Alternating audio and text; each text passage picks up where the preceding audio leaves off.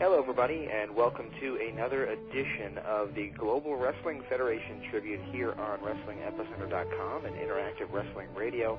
We're going to be joined here in just a few moments by Barry Horowitz, but before we do, it's James Wallstrom, as always, by Mr. Nick Knoll. Patrick Kelley is not with us this week due to a family tragedy, and we're dedicating this show to the memory of Andrew Kelley, who unfortunately passed away on Memorial Day. That's Patrick's brother, by the way. So God bless the Kelley family, and this show is dedicated to you guys. The show is also dedicated to the memory of the Macho Man, Randy Savage. This is the first show we've done since his passing a couple of weeks back. And again, it's been a crappy month of May, and I think we're all looking forward to the month of June, which we're in now. So May sucked, and let's hope for a very, very good June. And again, our condolences and prayers go out to the family and friends of everybody we just mentioned that we just lost. So. Yeah, absolutely. You really are hopeful that June will give us some good news. It started out okay, May did, with the killing of Bin Laden, but it kind of suffered at the end now, especially with our own family members around here, so that's not good. Yeah. But anyway, we got, like I said, Barry Horowitz going to be joining us in a few moments, so it should be a fun interview with him. In fact, we recorded it last night, we'll be honest, and it was a fun interview, and I think people are going to like it. Keep listening. If you think it starts out a little dry, you're going to like where it goes. It really does pick up and hit some fun spots there. So you guys really will like it, and it turned out real good. I think we did a good job with that one. Yeah, let's just say Horrible Witz was not horrible. No. We actually asked him about that, too, the Bobby Heenan insult quote, if you will. The only person I ever heard that actually got mad at Heenan was Sid Vicious. Because Bobby Heenan said he wasn't the sharpest fork in the drawer, implying that, it should be sharpest knife in the drawer, so I'm insulting myself, really, because I'm the brain and I said something stupid. But Sid took it the way I guess it was intended. That Sid isn't that bright either, and he's like, I'll have you know I'm a very intelligent man. So, here you go. No insulting Sid.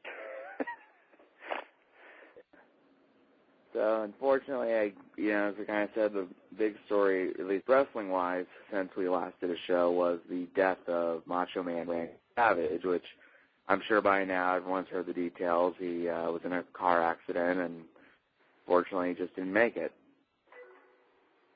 Yeah, it sounds like, from what I understand, it sounds like he might not have, been with us by the time the car crashed anyway. Yeah. And I've heard a couple different things. Like, I think apparently Lanny said he had a heart attack before, and that's what caused the accident. So I think I read that the autopsy report was inconclusive, but,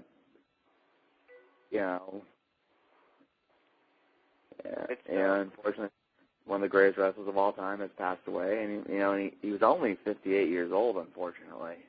Yeah, ironically, I actually went on and started watching. I think a lot of people did this too. Some of my old tapes of Randy and some of the YouTube clips and things. And in 2000, which was 11 years ago, he was 47, and he was talking about his options about where he wanted to go. And he said he didn't want to be done with the business, but if he was going to come back, it would have to be something that would be beneficial to his legacy. And at the time, WCW was still around, those suffering, and ECW was still around, those suffering, and WWE was riding high, WWF at the time. And I guess Savage, being the 46-year-old guy who was so associated with the 80s, was just not the direction they wanted to go in. But, I think that it's times like this that you realize how lucky you are to have the final runs of some of the guys that don't necessarily get that last chance. And,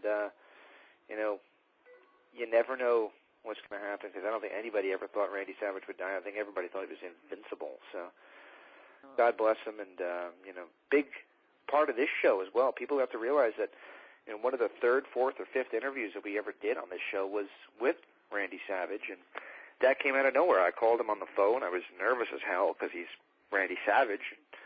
He says, I'll call me back in 20 minutes. And I called him back, and we did an interview that, frankly, was one of the most popular interviews I ever did. It got 28,000 downloads in the first day.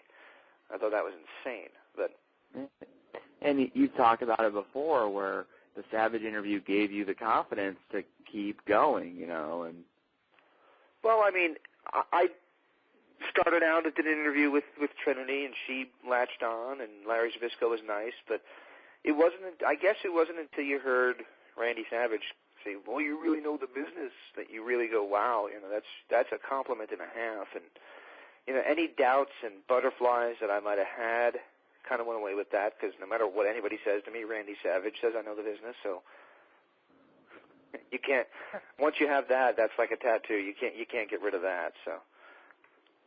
Yeah. And that's an ultimate compliment, one of the best compliments I ever got. And, and I've been thinking about this, the last couple of weeks and so, and, I realized is that the only thing, I can almost kind of compare the loss of Randy Savage in a way to the loss of John Lennon or Elvis, and that's that even if you're not a wrestling fan, you knew who this guy was. I mean, he is, maybe with the exception of maybe Hulk Hogan, the biggest crossover star of all time. He was a guy that appeared in TV shows, did movies, of course, the Slim Jim ads, even after he wasn't appearing in the commercials for years, they kept that whole, step into a Slim Jim at the end of the commercial, because that was just such a well-known line. Yeah, even if he wasn't part of it, they still kept the line, and I think he came up with that line. Right. So, I mean, there's no denying, that he is one, no matter how you rate the good wrestler, whether it's their charisma, their ability to do interviews, their ability to engage people in the feud, their in-ring work, Randy Savage is one of the all-time greats. I would think that in pretty much all of those categories, yeah, he's top 5 material, and no matter what category and how you slice it. It doesn't matter if you're looking at technical ability, high-flying ability, if you're looking at charisma. I mean, frankly, the only reason Randy Savage wasn't the number one guy is because there was a Hulk Hogan. If it wasn't for Hulk Hogan, Randy Savage would have been the number one guy, because he's the only guy who had that same kind of charisma, that same kind of impact, that same kind of mainstream appeal. And, his name was constantly said in the same breath as Hulk Hogan. And I think he was one of the few guys from that era. And that era is known as, the land of the giants and all that. Randy wasn't, really that huge, but that era also, in addition to being the land of the giants, was the land of the most charismatic guys that we've ever seen. And Savage was just dialed up to the nines. I mean, I still believe that up until the day he died, if he would have went into any arena looking anything like Randy Savage, he would have got the biggest pop of the night. And even in late 2004, when he made those appearances with TNA, as long as he kept that jacket on and you couldn't tell that he really wasn't as physically fit as he once was, he still was viewed as a huge star, and people were excited about seeing him come back.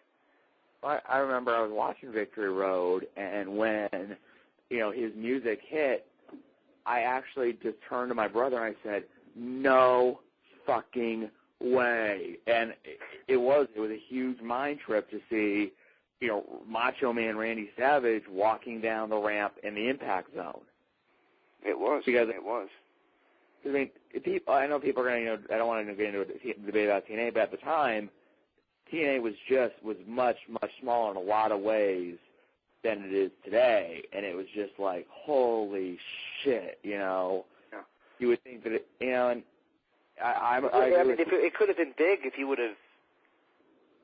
I don't even know if it's that he didn't commit to it or what the case was, but I think that if he would have worked some more matches and shown us a lot more of that old madness that we came to expect, I think it would have been done wonders for TNA.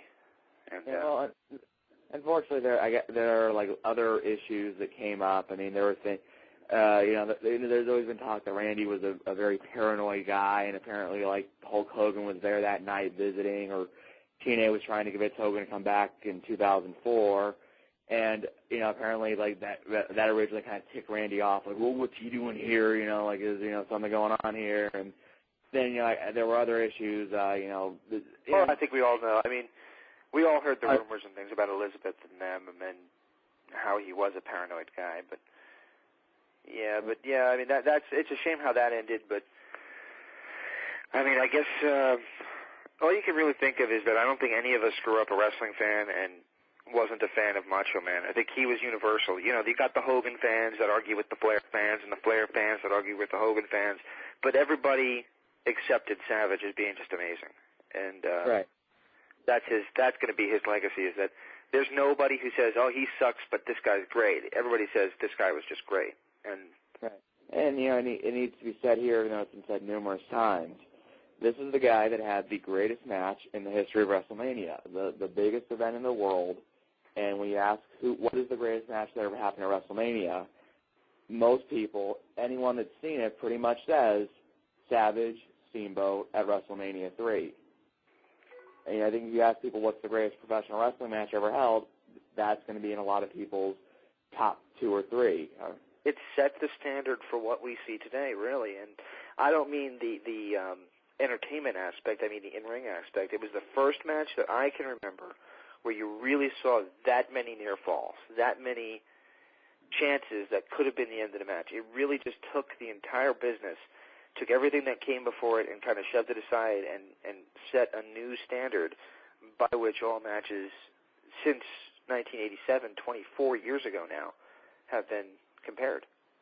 Right, and I have to agree with you that if he would have walked into, you know, a WWE arena and just that music would have hit and he would have come out, you know, and looking like Randy Savage, there would have been a huge pop. I mean, last year when he was doing, you know, little YouTube videos to promote a Mattel action figure and the new WWE All-Stars video game, there was a huge buzz about it because, oh my God, Macho Man's doing something WWE related. Could this, you know, finally lead them being in the Hall of Fame? You know, which I you know, we could probably like do a whole investigative book about whatever happened between Randy and the WWE, but I'm hopeful that now that Randy has passed away, that whatever the hell bygones could be bygones. Yeah, well, it can all be forgotten, and hopefully Randy Savage will be in the Hall of Fame next year. I mean, even though we've bashed the WWE Hall of Fame, if there's one guy that belongs in there alongside Hulk Hogan, it is Randy Savage. Yeah, I agree with that entirely, and I'll give WWE credit. You know, I think a lot of people went a little crazy with complimenting him, saying that the entire show was dedicated to Savage, and it really wasn't. But the Raw that followed the next week, they did a very tasteful, very nice video package with a lead-in by Jerry Lawler, who worked with Savage, and some of his cage matches with Savage were pretty legendary. They did the right thing by Randy, and I didn't expect them to. I thought the opening thing where they just showed his name for a second and a tribute picture, I thought that would be the extent of it, but they did the right thing. So for all the slack we give WWE, I will give them compliments for that. That said, like I said a second ago, let's not go crazy. Let's not say the entire show is dedicated to him, because it wasn't, and if you were watching, you know that. Yeah. And it was a very well-done video, and, you know, hopefully, you know, like I said, I hope that next year he's in the Hall of Fame. I want Elizabeth in as well, though, because, you know, you get these classic superstars of so many people, and for some reason, I don't know who owns her name or likeness or anything like that, but, you know, you would think that they'd want to do something with them, and maybe now with Randy gone as well, they will do a, like, two-set of those two, but, you know, Elizabeth was the first real, I don't want to say diva, because that wasn't necessarily her lineage, but she was the first pretty girl that a lot of guys wanted to be with, that they used in such a role and such a character. So I can't imagine why they don't put her and Savage in together.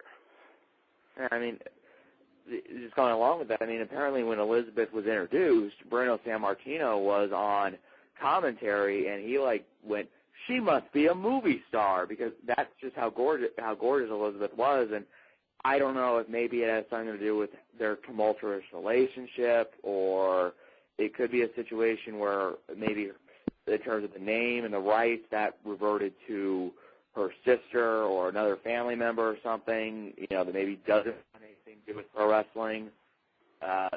Who knows? I mean, you certainly hope. I mean, you know, that, like you said, I mean, I think it would be a nice tribute to have them go in together, induct Macho Man and Elizabeth in the same year, and, you know, have Lanny Poffo, Randy's brother, be the one that accepts on their behalf, because let's face it, in terms of like, I know they're two different things, but in terms of like a great romance wrestling story, Macho and Elizabeth is it. I mean, how many people got choked up at WrestleMania 7 when, she stopped? So we're going to do a top 5 list when Patrick is up to doing shows again, and we're going to do it on the greatest moments, and I have to believe that's probably going to be on all of our lists when they got back together at WrestleMania 7. Right. I mean, it was such a beautiful crescendo to a whole story that had been going on. I mean, for years they've been together, then they broke up, and then, this moment where, he was lowest and she saved him, and he saw the error of his ways, and it took her back, and it was. Absolutely. It really sucks that Randy Savage is gone so soon. It does, and I think that's one thing we all can agree on. But we got a long interview ahead of us here next, so we better let the interview do the talking now. And Randy Savage, wherever you are, you left a hell of a lineage for us, for this show, for this entire business, and we'll never forget you. And as long as this site exists, we'll make sure nobody does. And as for Patrick Kelley, like I said, our prayers go out to you and your entire family, and let's hope for a better next couple months. And God bless you guys. And on that down note, let's lift it up and have a fun interview with Barry Horowitz. And like I said, this is dedicated to all the Randy Savage fans out there, and especially to the Kelley family. So we'll see you next week, guys, with more information, or probably in 2 weeks' time with more information, and maybe a little bit more of an upbeat kind of talking segment as we talk about some upbeat things in the modern world of pro wrestling.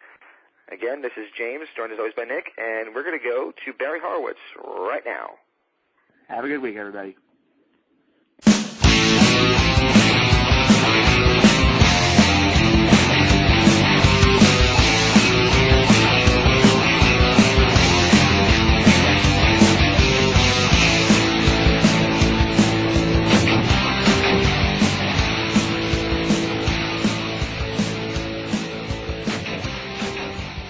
And welcome to our second edition of the Tribute to the Global Wrestling Federation. And joining us on the line is another star from Global. First week was Craig Johnson, the announcer over there at Global. And the second week is a guy who got that win and released it on video, which was one of my funnier memories. The one and only Barry Horowitz. Barry, are you with us? Yes, I am. Pleasure to be here. Thanks for having me. It's great to have you on the show. You're one of those guys. We had a couple guys on, and what do you prefer to be called? Because unfortunately, your career kind of is going to be considered like preliminary, or I don't want to use the word jobber because it's not to be insulting, but we had guys like Jim Powers on and yourself, and to be honest with you, I enjoy those interviews a lot more than some of the stuffier guys who don't want to talk. So, what do you prefer to consider yourself? Like what would you call your guy? A preliminary or? No, I would say I was a mid-carder. Mid-carder. I started preliminary, but I didn't remain there.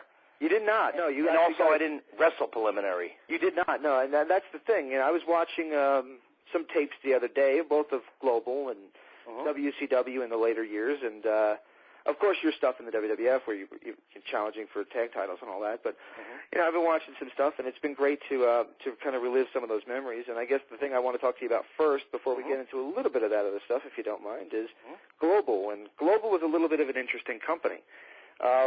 You at that point were a 12-year veteran, so you really already knew the ropes. It wasn't like you were one of the young kids like Chaz or what have you that were coming in. And what was your opinion working for Global, and did you think that it had legs?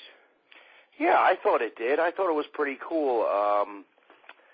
I thought the whole situation and organization was done pretty good. I was going to Dallas once a week, and I was also wrestling for other organizations because I was a freelancer and open contract. So I thought it was pretty cool for what it had. I wish I was there on the opening legs of the Global and got to stay even longer. But I was grateful for what I had and what I experienced. Very cool. Now that was a wrestling fan's dream for me. I said, last week when I was a kid, it was the greatest thing ever because almost every day it was on ESPN. Yeah. it was a great thing for wrestling, I think. And obviously you maybe got attention there, but obviously you cut your teeth and made bigger waves in things like Florida Championship Wrestling. And I want to ask you, Jack Hart, where did the name come from? And when people look back, did you think that people would think of you as one of the Hart brothers? Yeah. I mean, I find that flattering because I respect the whole Hart family and the Dungeon and the way they were broken into pro wrestling and the way they broke other superstars and stars into and wrestlers into pro wrestling. So that was flattering, but I'm not originally a Hart. My original name was given to me, my real name, Barry Hart, by Professor Boris Malenko. I was just about to ask you about him, yeah. And, by the way, the greatest trainer, the greatest ever in the world, in my opinion. The way I see guys train now and get broken in, nobody holds a card to him. I mean, just a total detailed professor, teacher, what have you. I mean, excellent, and his sons. But he was the king, so... yeah, I highly respect him, and I'll never forget him as long as I live. You said here that I read up on you a little bit, and it says here you trained for 18 months. Was that a rigorous training with Boris? Yes, that was. I had a part-time job, and I was hitting the weights in the gym, and I would go to him 3 nights a week, which is about a half-hour, 40-minute drive from St. Petersburg, Florida, to Tampa. And we were in a mattress warehouse for 3 nights a week. In the summer, it was about 105. In the winter, it was about 40 degrees. You were in there about 2 to 3 hours per night. Wow. So, and sometimes it was 4 nights a week. Wow. Did that for a year and a half. Wow. Do you think that it was what's that? Now, when you're trained like that, and obviously, you hear about these things, and I don't think that a lot of the young fans getting into business now and a lot of the young guys getting into business now realize how hard it was to get in back then and how hard you had to work. Do you think that a lot of the trainings of what they're getting now, where it almost seems like you buy a pair of tights and be a wrestler, do you think that's a negative to the business? Yeah, you shave your head or have a goatee, have some tattoos, and you put a pair of high-techs on and you're a pro wrestler. That's a joke. But, some things are old school and they remain it. Like as far as certain things in the gym, as far as working out with weights, or even pro wrestling. You could look at it in the NFL, too. You see the old school and the new school. I mean, there's certain things that should remain the same, and then there's certain things that are trendy, and there's certain things, like I said, that shouldn't change. So there's a combination of all of that. I just don't believe you could learn the foundation of pro wrestling in a few months and, you're let loose. You just, even if you catch on, great. I mean, which is good. There's a lot to learn, and up there in the foundation is not promos and lavish places to live and so forth. You will not respect the business that way. You just won't. Wow. You got to pay your dues in life, in pro wrestling, in training. You have to. You'll respect it more. So a lot of the guys that we saw in the most recent season of Tough Enough are actually like 10-year veterans of the independent scene, and they're still being trained by how to work the WWE style and things like that. I think while watching it, you have a little bit more hope that somebody who wins will be one of these independent workers, because at least you know that their heart's in it. You know what I mean? I don't know if that makes any sense. Kinda. Well, yeah. Let me go back, shift gears just for a minute. The Jack Hart deal. I went to, when I was wrestling for Vince Sr., I was only doing TVs, and I finally, I wanted to go to a territory to learn, the ropes of the road. You just can't learn from TV matches. Right. I was originally supposed to go to Portland, Oregon for Don Owens through Jimmy Snuka, but at the time it was filled. So they made a phone call to Jim Crockett Promotions, Mid-Atlantic Championship Wrestling, and that's where I remained for 2 years. And that really, I'm glad, because I'm wrestling 6 nights a week. I'm traveling with Mike Rotundo and Rick Steamboat, Jay Youngblood. The one-man gang was there. Everybody was somebody there. Ric Flair, Harley Race, Mosca, Ivan Koloff, Don Kernodle, Sergeant Slaughter, Greg Valentine, the list goes on and on, the Briscoe brothers. So you better learn unless you talk about being hungry. Yeah. Roddy Piper, Bob Orton Jr., traveling and just keeping your mouth shut and just learning your craft and the other aspects of the business. It was really profound on me and really helped me a lot, and I'm glad I was there for 2 years. So anyway, my first TV, I was Barry Hart. At the time, you got your heel and baby face, and Gary Hart was there. He's a heel. Oh, yeah. Yep. Well, Barry Hart's a baby face. It would get confusing to the fans.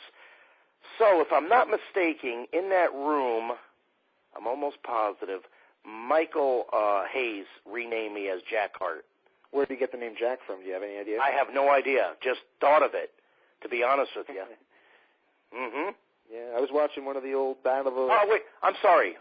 Whoa, let's take that. Gosh, I really got thrown off. He called me Bret Hart. Oh. That was it. I'm sorry. I got a little confused there.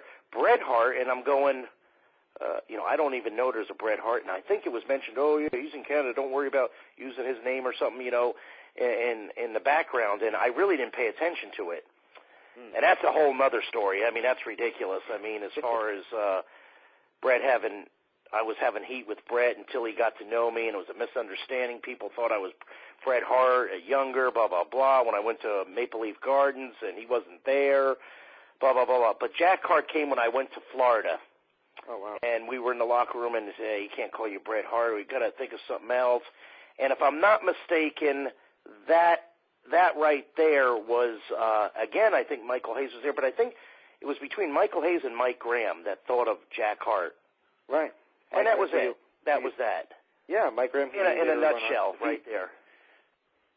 Yeah, and Mike Graham, if I'm not mistaken, you later went on to defeat as well. Right, for the Florida Heavyweight title at the Spartan Sports Center, which is a building of University of Tampa, which has been renamed, I forgot. But, yeah, I'll never forget that. I have the utmost respect for Mike Graham, not only for that, but as a person, a human being. First of all, the man is a phenomenal wrestler and world traveler and great teacher. I mean, he kept me calm in the ring and taught well. Phenomenal. I have, utmost respect for him. And then I wrestled him 9 or 10 years ago in Davie, Florida, an outdoor show. And there was not too much teaching then. I mean, I was on my way, so it was just a good back and forth wrestling match. Oh, wow. Very cool. Is it cool for you to go back and wrestle some of the guys who helped you coming up, later on in your career? Yeah, it's real cool. It's definitely. Kind of to show them, hey, look what I know how to do now. Yeah, really. Yeah, look what I've learned. There you go. So, okay, so we jumped from there, and then we're going to be a little all over the place. I try to go chronologically, though. Yeah, and we were somewhere else, though, that I had to go backwards. Yeah, no, I was talking a little bit. I don't remember where I was going. We were talking about we started talking about Don Owen, and then we went there, and then Battle of Belts. I remember Gordon Soley's voice calling you Jack Hart, and yeah. I just wanted to ask you. Gordon Soley's one of our sentimental favorites around here. Oh yeah. His son-in-law and his son-in-law and daughter are often on the show. Bob and Pam Allen. Any memories of the late great Gordon Soley? Sorry about that. Oh no, just that he helped me with my interviews and promos, and he was very, gave me good constructive criticism and know-how and just the utmost respect.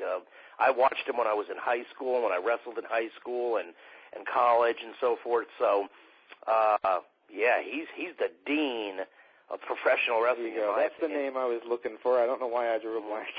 I mean, there's a lot of good announcers too, and while you're at it, throw Craig Johnson in there too and Scott Hudson, because those guys are really good too.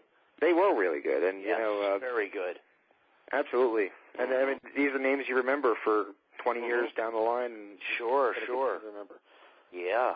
So we kind of talked a little bit about working down in Mid-South and working down at Mid-Atlantic, I should say. Sorry about that. And you have Florida, and obviously you've mentioned you already had worked for the Worldwide Wrestling Federation, and you went back up there in '93, and you had a run there, and eventually they gave you probably the biggest and most remembered push of your mainstream career with your victory over Skip, the late great Chris Candido.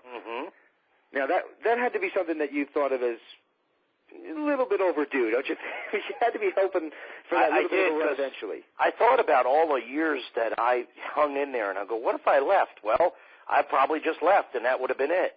But, like my T-shirt said, never give up. And I'm a big believer in that because I was a pursuer, big-time pursuer. I've always believed in that, and that was my dream anyway.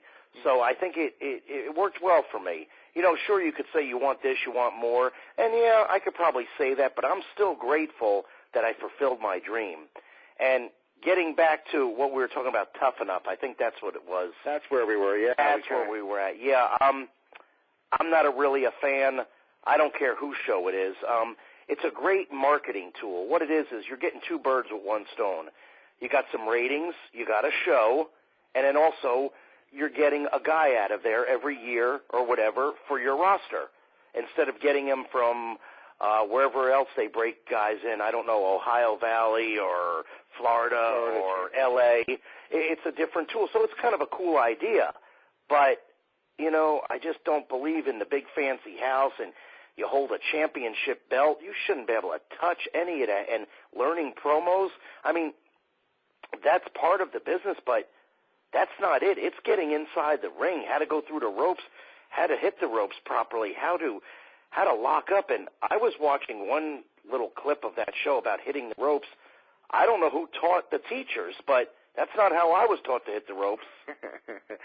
That's so true. Everybody's is different. They, basically we all do the same, but there's a different way. But I just think I was taught textbook, and that's the way it should be done. And sure, I got a little way away from textbook, but I don't agree with a lot of that stuff. But again, they're on that show, and they got to do that, and that's kind of cool too. Sure, it's a new way, but it's not the only way, because that's not how you get broken in day by day. I mean, that's just one of the tools and one of the shows they have, and it's cool. I just it looks pretty lavish and comfortable to me. It does, and it's piggybacking on the success of reality TV, which of course it is. And I can't stand that kind of stuff anyway. What's that? But I can't stand that kind of stuff anyway. But it puts on an interesting. It puts it in an interesting wrestling perspective. But yeah, I mean, if you look at the real success of the show, most of the guys that came from there don't amount to that much. Right. Yeah, there's exceptions, but right, exactly. Right, but. Getting back to it, though, we were talking a little bit about training, and I got to ask you, did you ever think of picking up and training some guys? Because I know that fellow GWF alumni, Rip Rogers, who was on the show a few months ago, is one of the main trainers over at OVW. Is that something that you would like to do? I would do it. I probably don't have the time right now, but it's definitely up my alley because I already did that already. I owned a wrestling school in Kentucky. God, over 10 years ago, 15 years ago with Reno Riggins. Wow. And, yeah, we did it for about a year until I got really busy with WWF, and I had to let it go. So we only turned out a few students. And your former tag partner there with Reno Riggins. Oh, yeah. Reno's a good guy, good technician, good, solid wrestler. Yeah, definitely. One of my, 10 most favorite people to wrestle probably in my career. And had some barn burners with him. I've wrestled him for 45 minutes to an hour already in some independent shows. So, and we did what the Marquis said is called wrestling. Wow, and that's what I think our business. I mean, TNA right now is doing a promotion where wrestling matters, but then unfortunately you turn on the show and they're still a little bit too late there, gentlemen. What's that? Yeah, a little bit too late there. Wrestling matters. It always matters. It always did, yeah. Yeah. It just irks me when they say that and they advertise it and they put the promos on there, and then you turn on the show and the first two segments are just long talking segments. It's like, if that wrestling matters, why don't you show something? Yeah, it don't make sense and boring, and everybody's got a microphone. There you go. Yeah. Well, your WWF run, you had a big run, and it didn't last forever, though. And why did it end the way that it did? I have no idea. And that's the God's honest truth. I wasn't, I just wasn't, I have no idea. It was like you're getting T-shirts, you're getting the push, and then... Right, and I ended in 97. It ended in 97 because I went with WCW in 97, 98, 99 until Vince bought him out. But there was no heat, had no heat with nobody. You could have revived Barry Horowitz. You could have made him a heel. You could have did a ton of things with him. Sometimes that doesn't matter. Loyalty, you're in the mix. I mean, I've seen guys that are great workers or can't work it. Never try to figure it out. You know, it's like if you want a friend in the wrestling business, buy a dog. Yeah, that's what they say. Just don't go near Fuji if you do. Yeah, really. No, seriously though, but I was just about to ask you. I told you I was watching some old WCW Saturday nights, and you know they had you working guys like Vincent, Virgil, whatever you want to call him, and stuff like that. And I mean, you were around there, and you got your own trading card and things like that there. But they never really kind of picked up and continued on with your push. And I, you know, as a fan who had seen you from Florida and global, it was kind of like, you know, capable of more here, guys. What's going on? But was it just a case of that roster just being? Because if you really take a piece of paper out right now and write down every name that was on the roster in 97, 98 WCW. It would be one of the most stacked and unbelievable rosters of all time.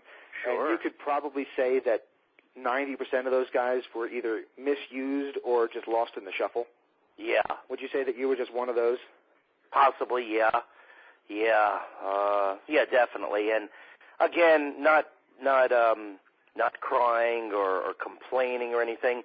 You know, when a guy complains or knocks the business and stuff, he needs to reevaluate himself. Was he a troublemaker? Did he show up late? Did he do this? Did he ignore the gym? Was he allergic to the gym? Could he not perform? You know, then that's there. I don't think I was any of that. The only thing I probably was minus is pharmaceutical enhanced, and I don't go that way. Right. So, you know, and I don't do sexual favors. So, you know, that's it. Otherwise, that's it. I have no idea on certain things. So, but I am grateful for what I've got. And you had a hell of a career. I'm not trying to knock you at all. Oh, no, I know that. Okay. Actually, before the show, we started talking about, you know, your career and things, and one of the things we started talking about was Bobby Heenan came up with a nickname for you, and I was curious if it irked you at all. He called you Horrible-owitz. Oh, no. I like Bobby, and hey, any kind of any names, exposure, whatever, when it comes to that is good. It makes people. That's what. There was another guy you probably know, Mikey Whipwreck, and he called him Mikey Sheep Dip or something like that, something ridiculous. And that name got over more than his actual name, and it actually upset Mikey Whipwreck. And it's like, and I think that sometimes Bobby Heenan comes up with those silly things for you because he likes you. Right. And Bobby does like me. I just saw him a month ago. How's he doing? He's doing better. That's good. Yeah, he's slowly getting better and so forth. But he is a good guy and been in the wrestling business for 40 years. You got to love that. Yeah, definitely. So you've had a hell of a career, and I mean, it's not over yet. I think that you're still hoping to get active, and I know that your publicist, I'll call her your publicist, was you know, saying that she's trying to get you more active on the internet, and you have a Facebook page. Yes, you know when you strive for something,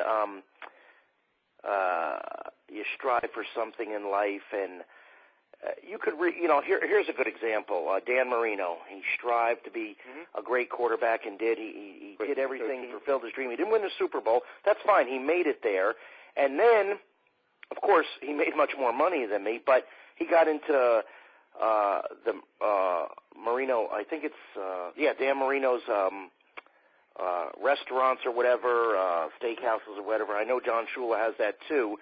And you go on to something else. Right. Yeah. And I'm going to be honest with you. I am spent with my dream. I can only handle one dream per lifetime. That's me. And it's not backing down or just, I really put from since 15 years old on into this career. So I'm as far as any other dream, I'm done.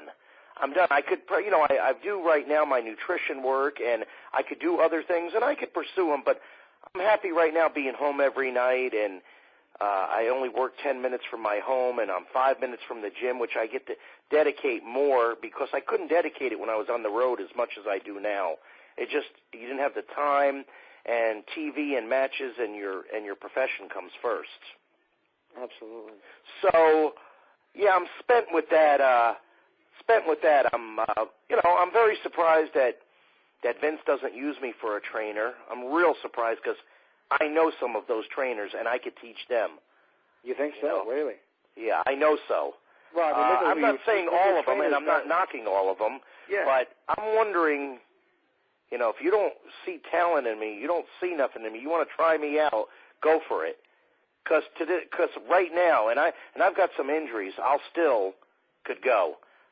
In my opinion, this is just my opinion, you put me on Monday Night Raw a month from now, let me come out there with that ring jacket and pat myself on the back the way my conditioning is now. I guarantee you people will know who I am, play my music, and I could pull off my match. Really? And you say you have some injuries. I know you suffered a neck injury. Well, the neck injury, I tore my tricep about a little over a year ago. Oh, wow. Yeah, that's scar tissue and training at an ultimate high-level capacity. So did that, and I have a torn rotator. But there's some guys that are my age, older or younger, that look a lot, look bad, and they're still doing independent shows and getting paid, and some of it's pitiful because I wouldn't want to wrestle in that degree of just, walking and talking, But even with my injuries, I could still pull off a lot of things. Now, you mentioned Raw, and, I got to ask you, what is your opinion? Because what you just said kind of reminded me of the Chris Jericho angle from a few years ago, where he was kind of knocking some of the guys who maybe go out there and aren't in the best of shape and are just kind of doing it for the money. Mm-hmm. Would you ever do shows at this point in the game and go out there in front of a smaller crowd and work a longer match and try to show the kids how it's done? Is that still, does the fire still burn? To a point. To a point? To a point, yeah. I mean, I just wrestled 3 years ago, twice. Really? Who'd you work with? I wrestled in Sarasota, Robarts Arena, which is actually a pretty famous arena. Every company has been through there. I wrestled Ricky Santana to a 15-minute draw. Ricky Santana, very good. Mm-hmm. And then Manatee Civic Center, which is in Palmetto, Florida. I wrestled a local Scott Davis brothers. Local Florida boys. No relation to Mike Davis, right? Not at all. Not at all, yeah. Not at all. Another one we lost, for God's sake. Yep. We lost too many guys. Oh, yeah. Somebody gave me and this kind of goes hand in hand with what I'm about to ask you, and it's kind of unfortunately a little bit on the topical side. Mm-hmm. Somebody gave me a stat that kind of irked me, and maybe this will irk you. 25% of the wrestlers on the active roster of the 1991 WWF roster are no longer with us. Really? 25%. Didn't know that. That is frightening, really, when you think about it. What's real frightening is, and I don't know this for a fact, I'm just going to throw this out there, there was only one real accident out of that whole crew, and that was Owen Hart. That's true. Just a pure accident. The rest, following that rock star life, following the wrong people, and ended it themselves. Yeah. There's a lot of... It wasn't a car wreck or train wreck. Most of them died in their sleep. Mm-hmm. Overdosed. That's right, yeah. Okay, I didn't bend their arm to live that rock style life and rock star life. And another thing, it's not the pressure to push or anything like that. If you can't handle it, I understand, you need to evaluate yourself, assess yourself, but there's a lot of guys, I mean, heck, Hulk Hogan's been through a lot, so has Flair, Bob Backlund, a lot of guys, and, I don't know what these guys were doing, so I can't talk for them. I don't know, but it seems like they were all, muscle relaxers and liquor don't mix well, and other pharmaceuticals, and, I don't know. I'm not knocking them. Exactly. I'm just saying, what's up, dude? Exactly. And what was your road life like? Because I had to think that you were like you said, traveling with some of the biggest partiers of the time, like Roddy Piper. My road life was completely boring, and I was proud of it. Really? So you were the guy who brought a library book to the hotel room? Yeah, I was there. When I left this house, when I left my house, when I lived in Nashville or Florida, packed up, you're going to do your job. You're a professional athlete, okay? Mm-hmm. I get in there. I treat it like a shoot. I'm there to train. I'm not out there to visit and spend money and go to movies. No, I'm there to eat. I'm there to find a gym. I'm there to find a tanning place. I'm there to find a rent-a-car. I'm there to get myself psyched for the match. I get home, I do that with my family. Even if I was single, I probably went out a little bit more, but I'm not there to blow money. I'm there to do my job there. And I'm not out there to, run around and so forth. That was my thing. I mean, I'm done with my match. I'm finding something decent to eat. I'm watching some HBO. I got to get to bed. I need my 8 or 9 hours sleep. I'm not figured in like some other guys and could be 2 or 3 hours late for the show. I'm first, second, third, fourth match or something. I need to be there, and that's the way I treated it. That's very cool, and there's a lot of guys who I think could have learned from that lesson. Oh yeah, and if I went by those guys and did follow them, let's just say, was my push bigger? Was it not? I mean, you know what? I'm not going to justify that, and I'm not going to sway that way. Those days ended in high school and college of being, hey, dare this and dare that. I'm not doing it as a grown-ass man. I mean, it's ridiculous. And you want to make fun of me? Well, that was funny back in the 90s. Well, let's talk right now. What do you own? Where do you live? What's your life like? And are you alive? Those are all valid questions, I think. Yeah, and most of them are false. Wow. You're not there. And I'm proud of it. And I'm proud to boast or gloat about it because I'm proud. I didn't do nothing. I'm not, it's just almost like I like these guys that are back in the day. They're doing everything, drugs and running around on their wives or whatever they're doing. 10 years later, they're out of business, and they come up to me thumping the Bible and born again. Well, wait a minute, gentlemen. Wait a minute. I lived that way my whole life. I'm not saying I'm a Bible thumper, but believe in God and so forth. But I did what you're pretending to do now, so you're using it for a gimmick. Well, you need to get away from me. Now you want to be my friend? Now you want to tell me I'm a good wrestler? Now you want to tell me I was this and that? Please. Anybody in particular you want to mention or not really? Not really. I don't even want to put them over. See, there's two arguments to this conversation. Bury them and mention their names and not a coward or nothing, or they're not even worth it. There you go. Why even put them over? I mean, I have a top 10 list, believe me, of pieces of shit, that don't know a wrist lock from a wristwatch or can't lace my boots.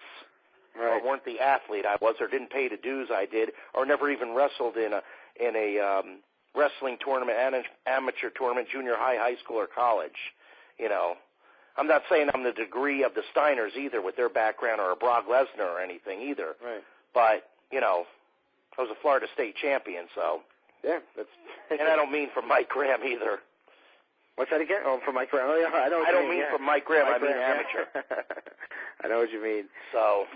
I do have a couple more questions for you, and sure. From a guy who came up in the territories and worked Mid-Atlantic, and we mentioned Dono, and then we mentioned Mid-South and Florida Championship, worked the territories, global even, I guess you can argue, as a territory back in the Texas area.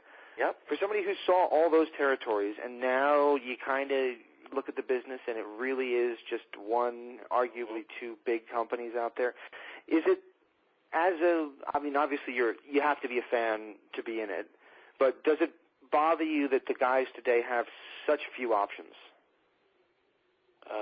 Or such few places even to learn and perfect their craft before they get to the big show? Yeah. I don't know. I don't look at that end. It's just business. That's just the way it is. It's too bad it can't be more. It was that way for a while, and then it just, like anything else, all good things come to an end. You think it'll ever head back that way? I don't think so, but never say never in the wrestling business. Fair point. But you're not going to compete with Vince. And, you never say never because you just don't know what will happen, but it hasn't happened yet, and he's the Mac Daddy of it. I mean, he's not just a a billionaire. He's not just, he knows this business, and he's brought it from, superstardom to mega icon. I mean, he's Hollywood status. He's brought it into sports entertainment, what it is. Mm-hmm. In fact, I heard you're not supposed to call it wrestling no more. That's true. Which is a bunch of crap. And you're not, by the way, you'll be glad to know that you're not a wrestler. You were a superstar. Yeah. That's okay. kind of... I'll try to remember that. So, yeah. Yeah, I'm sure that's what Boris had in mind for you. Yeah, that and 10 cents will get you coffee. Where are you buying coffee? Huh? I said, where are you getting coffee for 10 cents? Yeah, exactly. That's what I'm saying. It makes no sense. There you go. Mm-hmm. So, I mean, it's great talking to you again, and I do want to ask you, though, about the dying days of WCW, because you just mentioned it, and, a lot of people look at that as, a lot of people that are listening to this interview are probably going to point to that as probably what you're talking about when you're sticking the middle finger up at guys saying, where are you now kind of thing. A lot of the guys that were kind of tarnishing the legacy or whatever you want to say of the WCW company.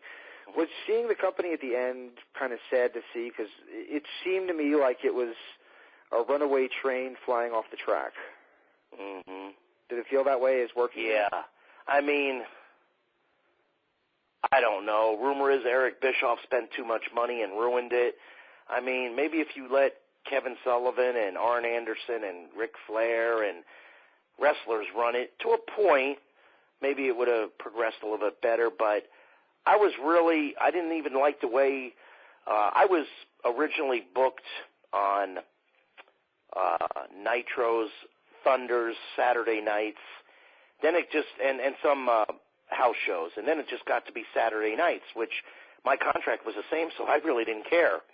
I did care about when, you always get a phone call, and I'll never forget, I was supposed to be, if I'm not mistaken, in Colorado, and, not even a phone call or nothing, and I had to search around and get a hold of Jimmy Hart or something. I mean, have some respect and give me a phone call.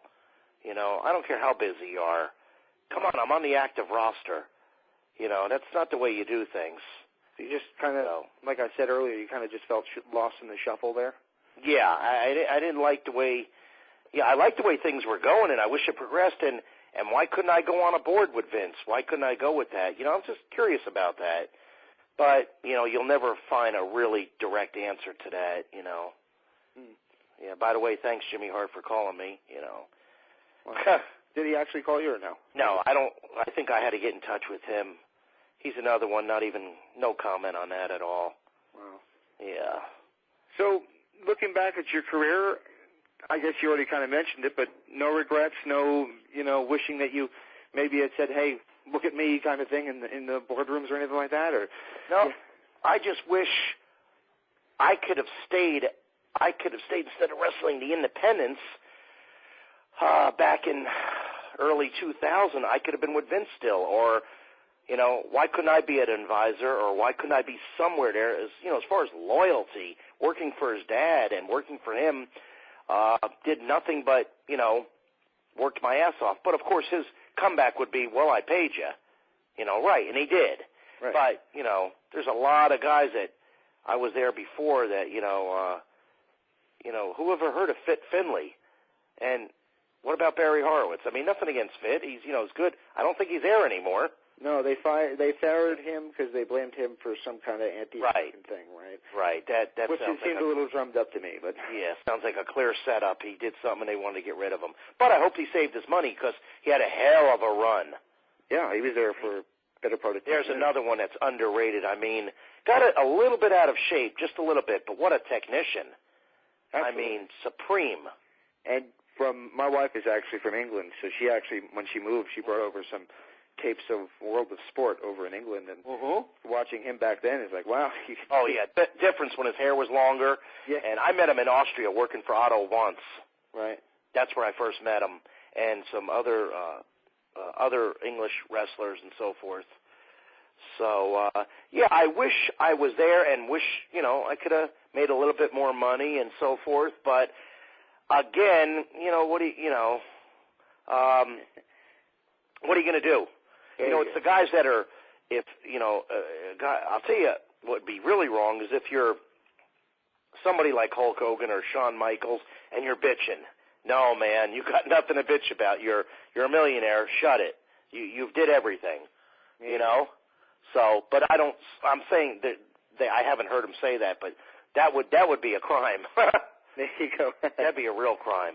There you go. So I got to ask you, we'll take it back to Global before we take it home, and that question is, my favorite match from your Global days was the one you won, the last man standing against Jerry Lynn. And I got to ask you, Jerry Lynn is one of those guys that kind of people put in the same boat as you, and kind of, I hate to say the hard luck club because I'm not trying to make you feel that way at all, but, kind of the guys that were better than they ever got credit for. And yeah, Jerry Lynn was good. Yeah. I could be wrong. Let me read about that. I don't think I've ever seen Jerry since that match, if I'm not mistaken. I didn't see him in WCW or WWF. If I did see him, it was very brief. And they're in WWF, but they were, I think he went to WWF for a few matches while you were still there, and I think they shipped him to ECW.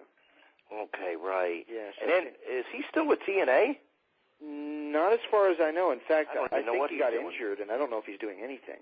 Yeah. He did get injured. He was working hardcore with ROH, Ring of Honor, and last I heard, he got injured a little less than a year ago. He was going to come in and wrestle RVD for a ECW tribute show they were putting on over there, and he got hurt. And I know that there've been some benefit shows to try to raise money to pay his bills. Oh, really? Yeah, but that's the only thing I've heard about him in the past several months. Oh. Hope he's doing all right. Yeah, I think that could be the last time I seen him was when I wrestled him.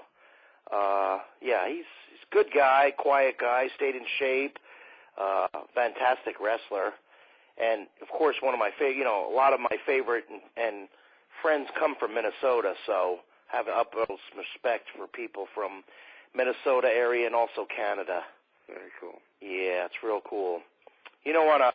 Another thing that we should throw in that mix, I think every professional wrestler needs to break in Japan. Now, Japan that's an interesting question. Why do you say that? The strong style or what?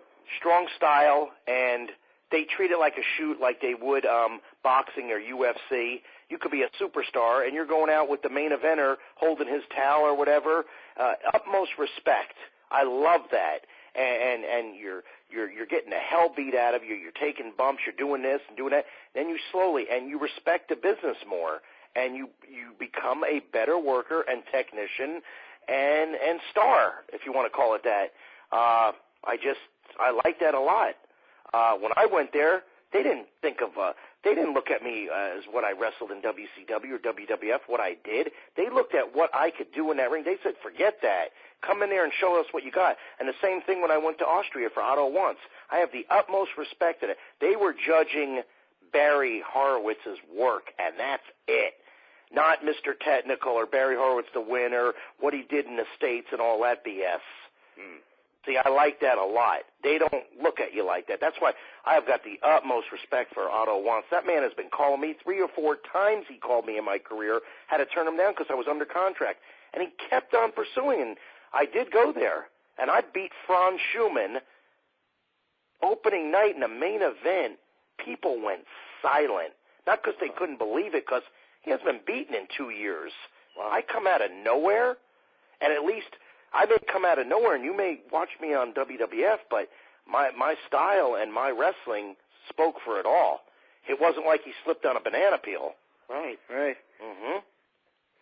So it's got to be great too to get that kind of respect that frankly you deserve too from the when they do let you kind of show what you can do, because I think sometimes I would say it was more prevalent in the later years WWF and WCW. It felt to me like they kind of restricted you a little bit. They didn't want you to go out there and be the superstar they wanted. Well, let me tell you something.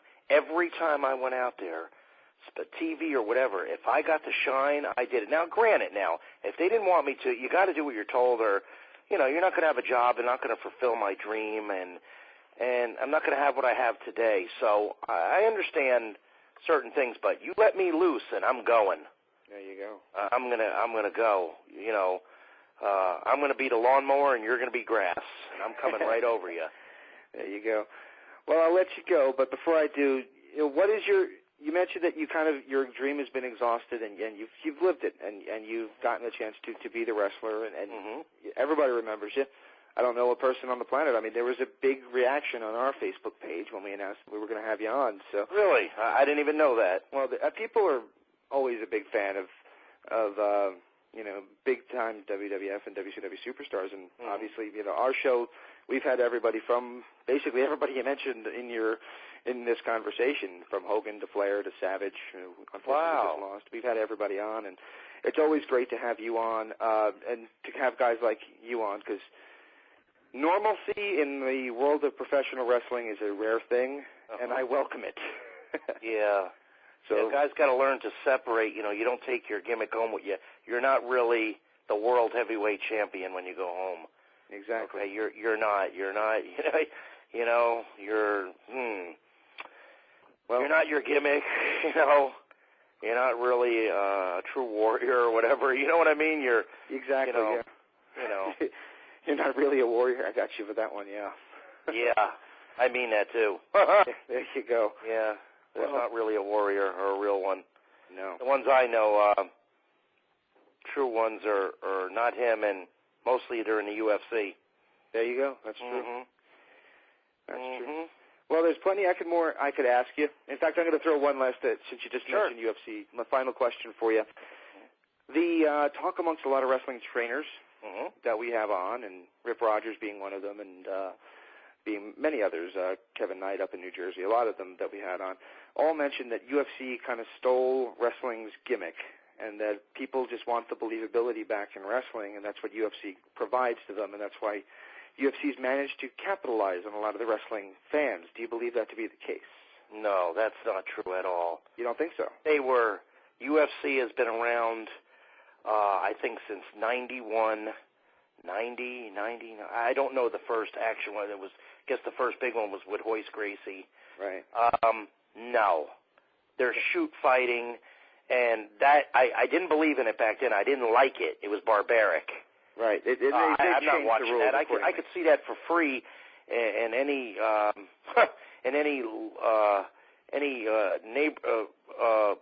neighborhood. I'm gonna think of neighborhoods in Florida, but a lot of people don't know what I'm talking about. I mean, I can go to Ybor City or down a back alley or some hood and see that for free. Exactly, yeah. Okay, but when they refined it, when Dana White bought it and so forth, I'm a big fan, because if you noticed, all your good ones are wrestlers. Yeah, they just got to learn their stand-up and their jiu-jitsu, Muay Thai, and so forth. So I'm a big, big fan, because I'm going to tell you what, in my opinion, that is the ultimate training. I mean, you got to learn boxing, Muay Thai, wrestling, jiu-jitsu to the finest. I mean, you can't make one error in that cage, or you're a dead man. Your cardio has got to be off the charts. I've never seen anything like it. And there's guys train a lot, and I watch training films for inspirational things. I'm into all that, but man, when you watch Brock Lesnar train, or Sean Shirk, it's Rich Franklin, it's unfriggin' believable. That's true. I mean, they are well-oiled machines. That is true. And, the Ultimate Fighter, a UFC fighter, especially the UFC, you don't want to mess with a guy like that. You just don't, you're like messing with an action hero that's in a movie, but he's real. If you were, say you're Barry Horowitz is 18 years old again, you become a wrestler, or you go in MMA? I don't know, because, I can't, of course I love the MMA now, but, I like performing in front of those people, and I know there's more money there, and I don't know. That's kind of hard. Yeah, I really don't know. I like both. I love both, actually. And I respect both. I mean, our training is hard, too, now. Oh, yeah. Because, it comes second nature to me, but I remember all the things that I went through, and how I got hurt in training and so forth, but, I don't know. It's a little bit different. There's different things in pro wrestling, and maybe a lot of UFC guys will go, holy crap, that's just too much. I mean, I remember my first slams and suplexes and arm drags and stuff. I just thought it was, it was brutal and taking a slam off the top and so forth. And those guys may not, they may think that's rough, but I think their training is not the actual fight. The fight is just, we're talking about technique. And, of course, you can get knocked out, or you can get an arm broken or whatever, but the training is off the charts.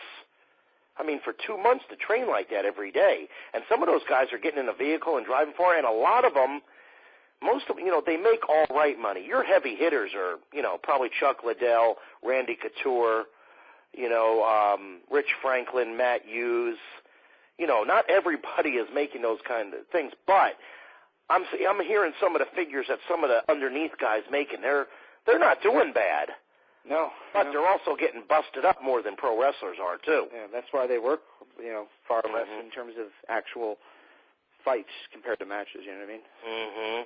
Well, Barry, I got to tell you, it was great having you on. Anytime you have anything that you'd like to promote or talk about, the door is I appreciate it. The only thing I would like to promote is I am on the Internet as far as something's up with my site, MrTechnical.info.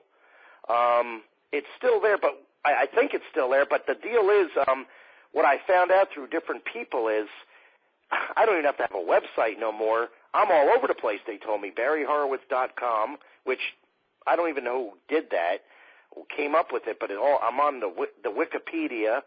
I'm all over the place, so it doesn't matter. Yep. I don't even need a site anymore. And you're on right? Facebook going, right? Yeah, no. Everything. Am I right? Is all my info just out there? Yeah, BarryHorowitz.com is out there. Wikipedia is one of the... And now, what's really cool, too, is, I'm on the WWE site is Where Are They Now? That's very cool. Yeah, that's really cool. I just did that. I guess it's been 2 years, and I was one of the first to be asked to do that. I was contacted by Howard Finkel. So that was kind of, flattering and pretty cool because it's a permanent publicity statue right there. You're on there always, I guess. Yeah, they leave you up there. They put you in like the alumni. Right. And it's pretty cool, and fans, they remember and so forth. I'm just not real internet savvy. I'm a big believer. I just don't believe in sitting there. Yeah. I could be doing other things. And when I was working independent, of course, I checked it and so forth. And I had was doing my own bookings and so forth, or other people were doing it. But I had to get internet involved, and not really up for that, or actually really have the time. There you go. So a lot of people tell me, or did you hear this or that? And I don't know if anybody heard that I was in a new rap song. Really? Oh, yeah. What song is that? I'm possibly going to sue the person, but I was told back in April, and if you go to, if everybody's listening here, let me get this right, Action Bronson Barry Horowitz. All you got to do is Google that. Action Bronson is a rap singer. He's legit. He sells his DVD for about $13 on the Internet. He has a new CD out. The first release, the name of the song is Barry Horowitz. Very good. If you watch it, complimentary or negative? What's that? Is it complimentary? Complimentary, definitely. Very cool. It shows me in the beginning, probably the match looks like from '89. Gary Capetta is the ring announcer. Jim Ross is at the end. The rapper himself is patting himself on the back. He brings me up. Didn't get permission to do that from me or the wrestling organization, so I don't know what's going to go on with that, especially if he's making money off of that CD. Right, and I'm the first release. But, Action Bronson Barry Horowitz, you Google that, and it's about probably a 1.5 to 2 minute video, and that's done, MTV quality. Very cool. Oh, yeah, if you watched it and I told you this was off of MTV, you would believe me. I believe it. It's not a jabroni video, It's first class. Wow, very cool. So I didn't know if you knew that or not. I gotta be honest, not my style of music, but that's very cool. No, it's not my style at all. I'm old school rockin' Motley Crue and Def Leppard in the gym. Yeah, and you just named my CD collection there. Poison, Warrant. Oh yeah, definitely. But I am a true country music fan at heart. Ah, there you go. Oh yeah. Well, when you travel with Tojo Yamamoto for about 2 years driving with him. You're almost forced to listen to it. I got hooked on it in Nashville. That's a true story. So Tojo Yamamoto was a big country fan. Yes, he was a big country fan, and I traveled with him, mostly just him alone or him and Aki Sato. And I guess I was there, I don't even know how long I was there. I may have been there a year.